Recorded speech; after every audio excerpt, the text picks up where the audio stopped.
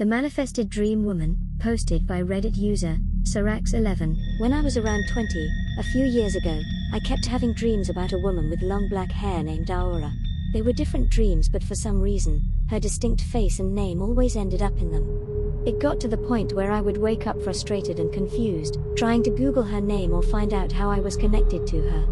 After a few months she stopped showing up and I dismissed it. Fast forward a few years later, Halloween 2009, I'm in the car and I'm about to pull out and merge onto a highway when I get a phone call from a random number, so I stopped the car but no one answered.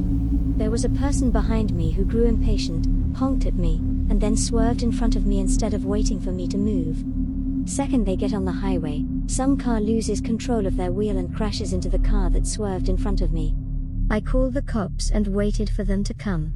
Drivers of both cars died. It 100% would have been me if I hadn't have got that phone call. Called it back a few hours later out of gratitude, rang 3 times and went to voicemail. Hi, you've reached Aurora, please leave your name and number. Never had goosebumps like that in me life. Called it again the next day, because I was that confused about the whole situation. Some woman answers, we get to talking, I tell her my entire story including the dreams I had. She tells me she doesn't know how I got her number and that she never called me as far as she remembers. Weird. Ask her if she has a Facebook to confirm if she is in fact the woman in my dreams. Check her Facebook, holy fuck, it's her. If that's not a glitch in the Matrix then I'm just batshit crazy. The Answering Machine, posted by Reddit user, Killer Extremists. This happened about 15 years ago. I called my friend up and he wasn't home, so I left a message on his answering machine. I said, hey, it's me KILLALLEXTREMISTS. Sorry I missed you, call you later. Bye. And then I hung up and left the house. I made no other calls. Later that day he called back and he says, wow, that was quite a message you left. Who was that girl you were talking to? I was like, what are you talking about? I wasn't talking to any girl. Well, as it turns out the message didn't end after I said bye. I had to go over to his house and listen to this message a few times. After my initial message that I did leave, as quoted above, there was a slight pause and it continues on for another 30 to 40 seconds or so with me talking to some girl. It was my voice, but a conversation I never had with a girl whose voice I didn't recognize. You could compare it to the message I know I did leave and the two voices were indistinguishable. Not just the voice but, talking mannerisms. It was my voice. Also, references to my occupation and activities were the same. Basically, in this conversation I was talking to this girl about going skiing, but I had to go down to my shop and work on a car first, which totally correlated to me. Then the message just stopped. It was recorded on one of those digital answering machines that recorded the message to a chip, so there was no tape I could have taken and had analyzed, unfortunately. Also, neither I nor my friend had party lines, so that's not an explanation. It was very freaky, I can't explain it. I may have connected to an alternate universe through a telephone answering machine. Storm Day, posted by Reddit user Mark of Shame. Driving home on a storm day, I see that a side road up to the local golf course is blocked off by flashing barricades. I also spy a Mercedes parked past the barricades with its hazards on. I stop and walk up to the car to see if they need help. I'm an EMT. I shine my light in the back seat to see a man slumped over, apparently asleep. Thinking I've got a few drunks, I move up to the driver window and rap on the glass and shine my light in. The driver is sitting bolt upright, unmoving, staring straight ahead. My window rapping or light doesn't cause him to blink, flinch or move. I look over and the passenger is slumped forward onto the dash. This begins to creep me out. I call down to the sheriff's station and request a code 2, no lights/sirens, unit up to my location to help me check them out. Doors are locked. While on the phone I walk back to my truck to get my go bag. As I'm on the phone with dispatch, she asks me to get a license number for the car just as a PG&E power company cherry picker truck comes rumbling down from up the closed road. I move to go around the truck to get the plate number, and the car is gone. I talked to the driver of the truck and he said there was an 80-foot tree down across the road, and that he didn't think it'd be open for a day or so. So the question is, the hell did the car go? Tree up one way, barricades down the other.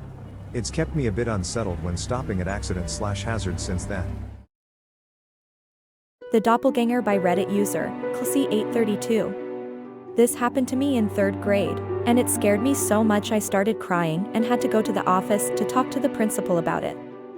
I was in the hallway for misbehaving, and my neighbor Tad, a year younger than me, came walking out of a class to my right, passed in front of me and headed down some stairs. We said a hi to each other. About 20 seconds later, he walked out of the same class, passed in front of me, and headed down the stairs. I just stared at him, confused and afraid, and he looked back like, "Why the F are you looking at me like that?" I never realized how much it was like Matrix deja vu. Edit. I thought of a second example of this, and as long as this thread is so popular, I may as well share it. A few years after this incident, my sister and I were hanging in the living room, watching TV. We both saw our mom walk through the other room and through the adjacent hall. Maybe 20 minutes later, she came in from the backyard. My sister and I looked at each other confused, and asked her how she got back outside. She didn't know what we were talking about. She had been outside for hours. No one else was home, of course. A strange encounter by Reddit user, Parrot Tamer. At 12 years of age, my mom let me stay in the truck as she went grocery shopping. As I wait, I see an old guy walking towards the truck with an indescribable look at me, as if I know too much. He stops 5 feet from the truck, looks at me for a couple seconds, and heads back the exact way he came. It was rather traumatic for some reason, and very confusing at that age. 5 to 6 years later, my dad was showing me home videos of us at Yellowstone. At Old Faithful, I noticed the same guy, same look, same clothes peering at us on camera and at me through the TV. I'm freaked out just telling this. Edit. I didn't expect this story to be such a hit. A few more details. The Yellowstone video was from when I was very young. I'm thinking 1 or 2 years of age. I was in an awesome baby pack on my dad's back. Also, I will try my hardest to find the video. I don't see my parents often, and if I do, I don't think either of them will know where our home videos are. Divorce can be a messy and destructive thing. If I do find it, I will definitely post the video and message you all. Another doppelganger story by Reddit user, deleted. At a friend's place back in 2008. When we were all teenagers, we had a cool shed at a friend's that we'd hang out in every weekend. It had 4 sets of bunk beds, tables, a fireplace, TV, fridge, etc., the whole lot. One night we were all hanging out in there when I decided I needed a piss. I walked out the front door of the shed and started to walk to the right when I stopped. Now let me explain the layout here. As you walk out of the shed, his house is to the left, and to the right is where we all parked our cars. Further out you're left with empty fields and trees.